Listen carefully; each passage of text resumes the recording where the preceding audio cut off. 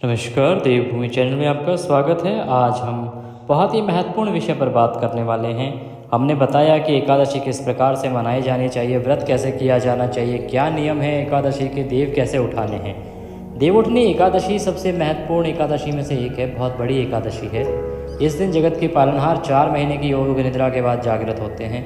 इस एकादशी पर अब हम बताने वाले हैं कि ऐसा कौन से काम हैं जिनको करने से बचना चाहिए। आपको बताएंगे कि ऐसे 3 काम जिनको आप भूल कर भी ना करें, अन्यथा दरिद्रता आपका पीछा नहीं छोड़ेगी और आपके द्वार से लक्ष्मी जी सदा सदा के लिए विमुख हो जाएगी और आप कंगाली की राह पर चल पड़ेंगे। ये जानकारी बहुत ही महत्वपूर्ण होने वाली है, इसीलिए अंत तक देखिएगा। कमेंट बॉक्स में लिखिए जय माँ लक्ष्मी, जय श्री हरि। भगवान का आशीर्वाद आपको प्राप्त होगा और इन गलतियों को करने से बचिएगा। ये वो गलतियां हैं जो जाने अनजाने में हमसे हो जाती हैं और उसके बाद हमें लगता है कि यार उस दिन के बाद से हमारे दिन खराब हो गए हैं, लक्ष्मी टिक नहीं रही है।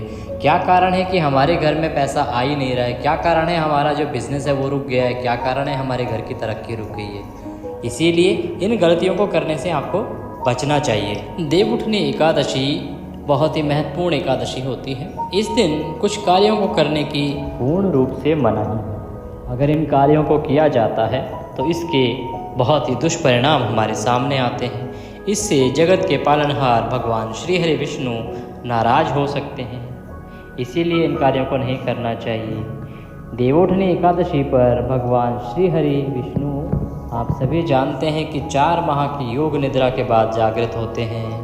इसीलिए इस एकादशी का नाम देवउठनी एकादशी, देव प्रबोधनी एकादशी या देवोत्थान एकादशी कहा जाता है। इस वर्ष 2024 में ये एकादशी गुरुवार को पड़ रही है, इसीलिए इस तिथि का महत्व और अधिक बढ़ गया है। देवउठनी एकादशी के दिन कुछ कार्यों को करने की मनाही होती है। कार्तिक मास के शुक्ल पक्ष की एकादशी तिथि को मनाई जाने वाली यह एकादशी हिंदू धर्म के लिए बहुत ही महत्वपूर्ण मानी गई है, क्योंकि इस दिन भगवान श्री हरि विष्णु 4 माह की योग निद्रा से जागृत होते हैं और पुनः षष्ठी का संचालन आरंभ करते हैं। और इन 4 माह से जो रुके हुए मांगलिक कार्य हैं ना, वो सब पुनः एक बार आरंभ हो जाते हैं। शादी विवाह जैसे सभी कार्य फिर से आरंभ हो जाते हैं।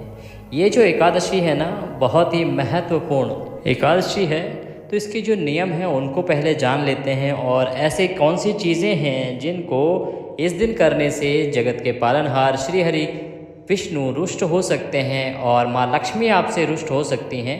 उन बातों को भी जान लेते हैं जिनसे कि आपको अवश्य रूप से बचना ही चाहिए। इस दिन व्रत जो है वो निर्जल रह के या जलीय पदार्थों का सेवन करते हुए ही किया जाना चाहिए, एक बात। दूसरा, यदि कोई वृद्ध है या फिर बालक है या कोई रोगी है तो उसके लिए नियमों में थोड़ी छूट होती है। वो एक समय भोजन ग्रहण कर सकता है, फलाहार कर सकता है। इस व्रत में नमक पूर्ण रूप से प्रतिबंधित होता है, नमक का सेवन बिल्कुल नहीं करना चाहिए। तामसिक पदार्थों का सेवन बिल्कुल नहीं करना चाहिए। तामसिक पदार्थ कौन कौन से, जैसे लहसुन, प्याज, मांस, मदिरा आदि से पूरी तरह से आपको दूर रहना चाहिए। देवउठनी एकादशी पर आपको क्या नहीं करना चाहिए, इसकी अगर बात करें तो सबसे पहले चावल। देवउठनी एकादशी पर चावल का सेवन बिल्कुल भी नहीं करना चाहिए। मान्यता है इस दिन चावल का सेवन करने से दोष लगता है, चावल का सेवन नहीं करें। पौराणिक मान्यताओं और कहानियों में एकादशी के दिन चावल खाने की मनाही है। ऐसी मान्यता है कि इस दिन चावल खाने वाला व्यक्ति रेंगने वाला जीव बनता है, इसीलिए इस दिन चावल का सेवन नहीं करना चाहिए। दूसरा, तुलसी माता की पत्तियाँ। तुलसी की जो पत्तियाँ हैं ना, भगवान श्री हरि को बहुत प्रिय हैं। इनके बिना भगवान को भोग भी नहीं लगाया जाता है, इसीलिए देवउठनी एकादशी के दिन भूल कर भी तुलसी की पत्तियों को ना तो स्पर्श करना चाहिए, ना ही इन्हें तोड़ना चाहिए।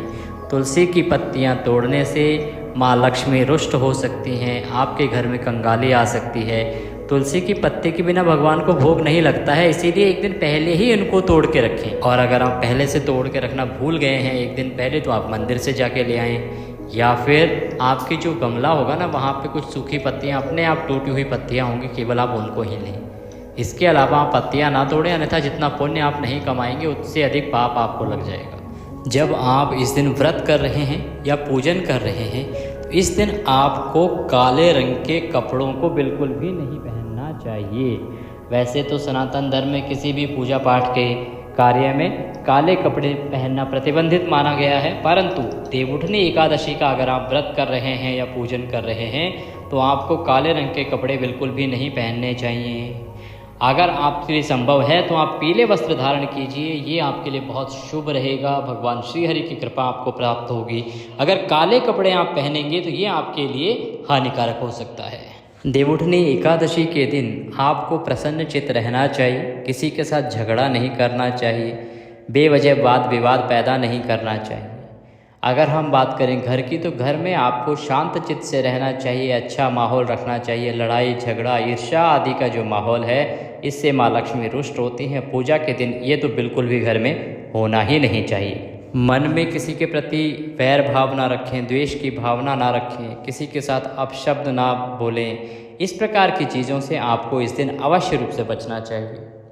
एक और महत्वपूर्ण बात जिसका आपको ध्यान रखना चाहिए, अन्यथा आपको बहुत नुकसान उठाना पड़ सकता है, वो ये कि इस दिन आपको दोपहर के समय नहीं सोना चाहिए। इस दिन अगर आप दोपहर के समय सोते हैं तो ये बहुत अशुभकारी होता है और आपके लिए बहुत ही हानिकारक परिणाम लेके आ सकता है। इस दिन आपको भजन कीर्तन करना चाहिए, भगवान का भजन गाने चाहिए, कीर्तन करना चाहिए या श्रवण करना चाहिए। सोना जो है इस दिन बहुत अशुभकारी माना जाता है, लेकिन अगर आप इस दिन भगवान श्री हरि के कीर्तन करते हैं, भजन करते हैं तो ये आपके लिए बहुत लाभकारी है। इससे माँ लक्ष्मी प्रसन्न होती हैं, घर में धन का आगमन होता है। इसीलिए ये बहुत ही उचित रहेगा कि आप इस दिन सोए ना और भगवान का भजन कीर्तन करें। एकादशी तिथि जो है वो 11 नवंबर को शाम को 6:46 पर शुरू हो जाएगी और ये समाप्त होगी 12 नवंबर को शाम को 4:04 पर।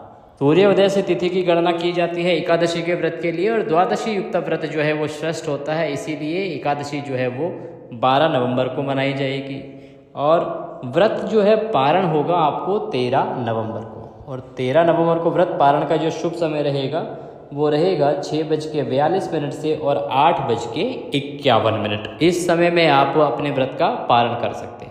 महत्वपूर्ण जानकारी जो आपको बताई गई कि किन नियमों का आपको पालन करना है, किन गलतियों को करने से आपको बचना है। भगवान श्री हरि सबका कल्याण करें। जय श्री हरि।